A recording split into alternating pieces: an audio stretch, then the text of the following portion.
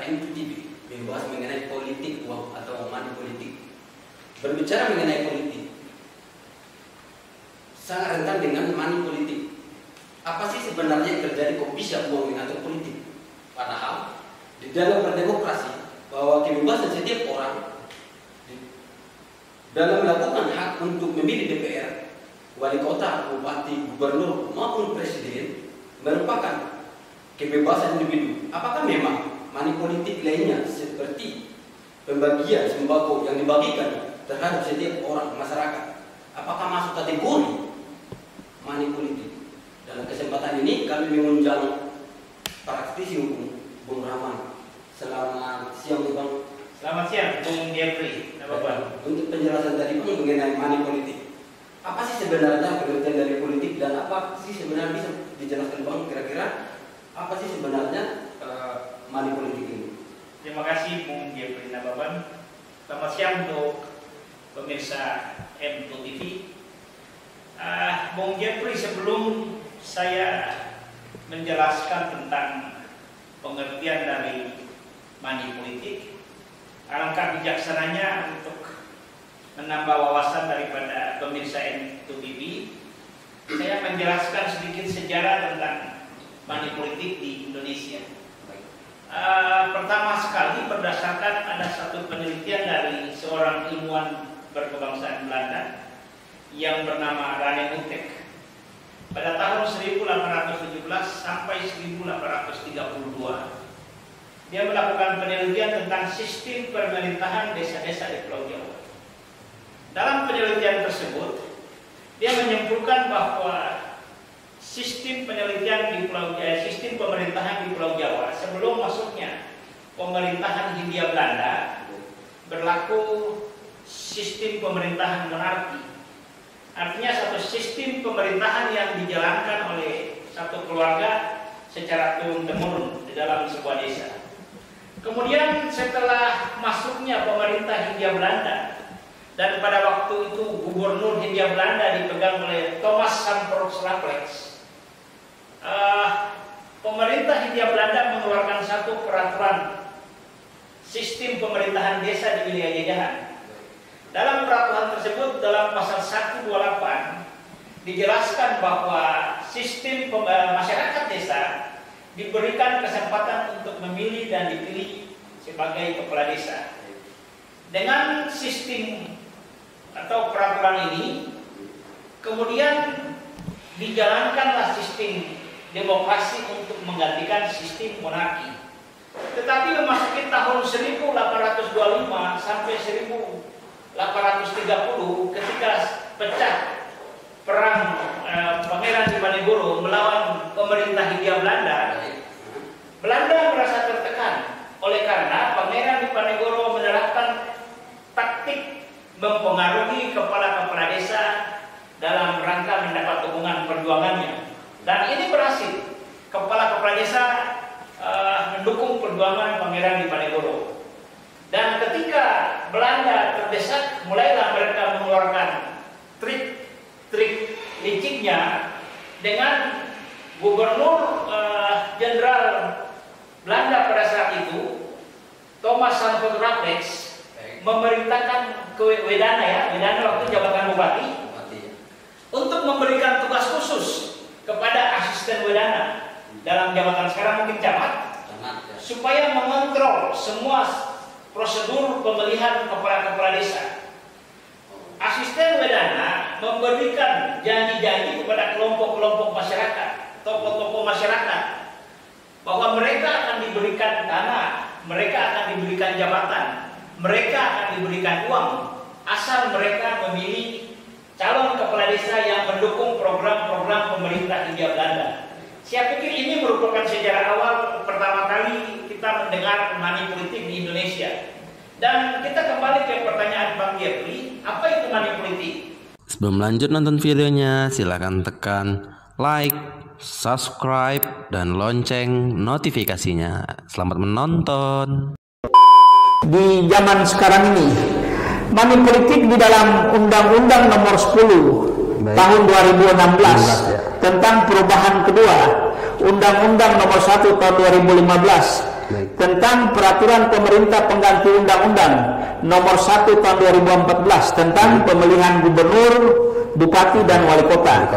Dijelaskan dalam pasal 187 menyatakan bahwa setiap orang secara melawan hukum menjanjikan, menjanjikan atau memberikan uang atau sesuatu barang kepada orang lain untuk mempengaruhi orang tersebut agar memilih seseorang calon, maka orang tersebut akan dituntut dengan hukuman kurungan penjara selama 36 bulan.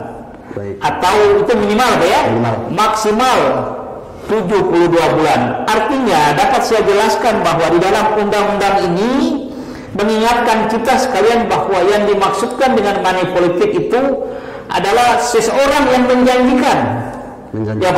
Menjanjikan dan memberikan uang atau material lain.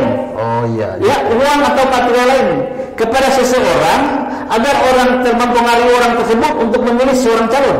Itulah yang dinamakan dengan money politik, Pak Jafri. Oh baik Pak, karena kita lihat kan di kalangan masyarakat kebanyakan ada yang sembako, begitu pun ada sembako udah termasuk kategori money politik juga ya kan Pak? Iya betul Pak Jafri. Oh baik. Sebenarnya Bang, apa sih hubungan demokrasi dengan money politik ini? Siap. Pak Jafri, untuk hubungan demokrasi dan money politik saya perlu mengangkat sebuah kisah tentang pertikaian. Betul. Pertikaian antara 3 orang filosofi, yaitu Aristoteles, Descartes, dan Plato. Di dalam pertikaian itu mereka sama-sama mempunyai pemikiran tentang bagaimana sistem pemerintahan. Hingga akhirnya, sebelum lanjut, tekan subscribe dan lonceng notifikasinya. Selamat menonton. Aristoteles dapat menyatakan bahwa Descartes adalah sahabatku, dan Plato bahkan lebih dari sahabatku, tetapi saya lebih mencintai kebenaran. Itulah pesan daripada Aristoteles. Artinya dalam definisi demokrasi menurut Aristoteles sudah dijelaskan bahwa demokrasi adalah satu sistem pemerintahan yang mengakomodir kepentingan orang-orang kecil, kepentingan orang-orang miskin, kepentingan rakyat biasa dan kaum buruh. Artinya dalam kedudukan mereka sebagai masyarakat miskin ini sangat berpotensi mereka dipengaruhi oleh kelompok oligarki atau kelompok yang menguasai sebahagian harta kekayaan negara dan memiliki modal untuk mempengaruhi sistem pemerintahan. Nah, itu yang sehingga dapat kami katakan bahwa peran uang untuk pelaksanaan demokrasi sangat mendukung sekali. Orang tanpa uang tidak bisa bikin apa-apa dalam sistem demokrasi. Jangankan mau bersosialisasi pun susah. Apakah sekarang ada makan siang gratis begini? Kan tidak ada.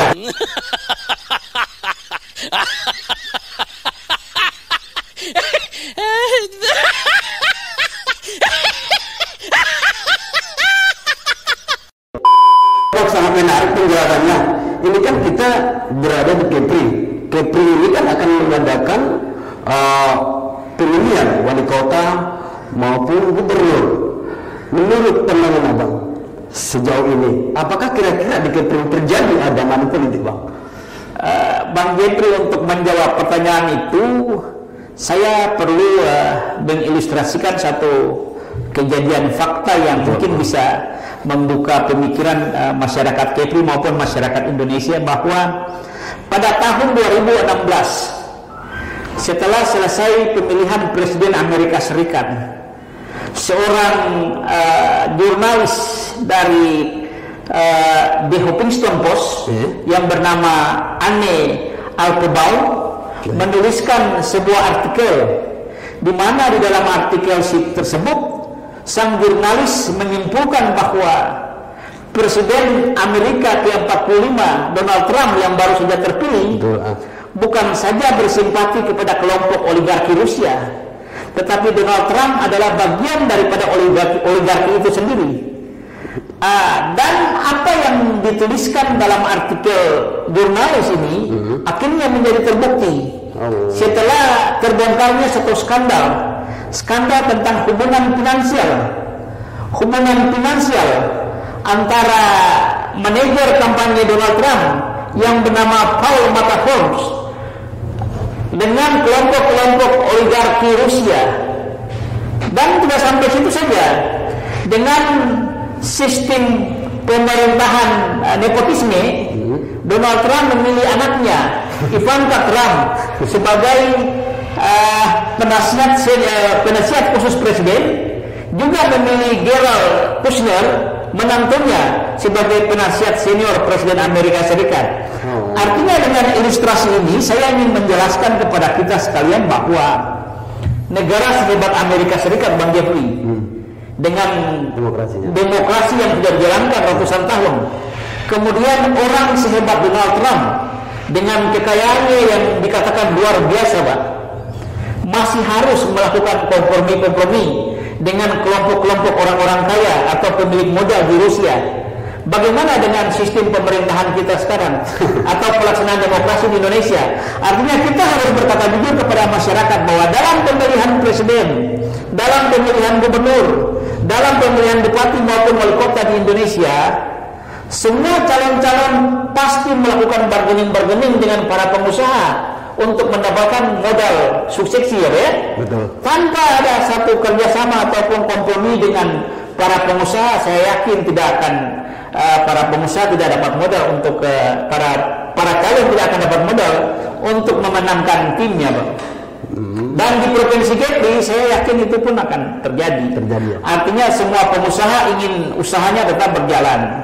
Dia akan membaca kekuatan untuk melihat siapa figur atau calon gubernur, bupati yang dimungkinkan akan terpilih, dan dia akan bersandar kepada calon-calon tersebut. Sangat menarik sekali, Bang, penjelasannya. Kalau kita lihat dari penjelasannya di dalam Undang-Undang Pilkada Nomor 10 tahun 2016, yang Abang sebutkan tadi adalah pasal di 187 ayat 2, ya. Artinya penerima dan pemberi itu dapat dipidana. Ya. Nah, kita tahu kan, Bang, masyarakat kita kan banyak masyarakat yang golongan menengah ke bawah. Nah, sekalian pada pemirsa, agar sekalian masukan, Bang, terhadap masyarakat maupun pemerintah agar bisa terhindar dari money politik uang ini tadi. Apa kira-kira pandangannya, Bang, supaya masyarakat bisa memahami? Terima kasih. Ya, bagus sekali pertanyaan Bang Jeffrey.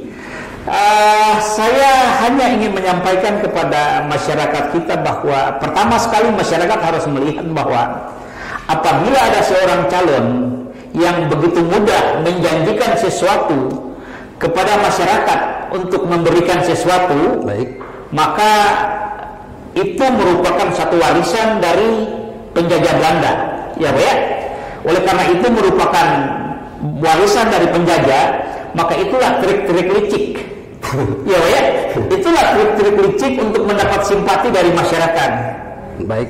Karena seseorang yang dengan mudah melakukan satu janji, itu adalah kelicikan dan jangan terlalu dipercaya. Daripada dari waktu ke waktu masyarakat memilih dan berakhir dengan penyesalan, bagus masyarakat memerlukan waktu untuk berpikir dengan tenang, untuk menilai dengan hati nurani, supaya dapat memilih calon yang tidak mengecewakan mereka di kemudian hari. Ya, begitu, Pak. Menarik sekali. Pemirsa, Aristoteles pernah bilang, bila Anda ingin memiliki seseorang itu, maka berikan dia kekuasaan. Tentu, bila kita ingin menguji seseorang, tentu kita akan memberikan kekuasaan. Dengan cara, maka gunakanlah hak pilih Anda tanpa tekanan apapun. Karena kebebasan memilih merupakan hak individu. Bagi pemirsa yang melihat video ini, kalau ingin Anda memberikan komentar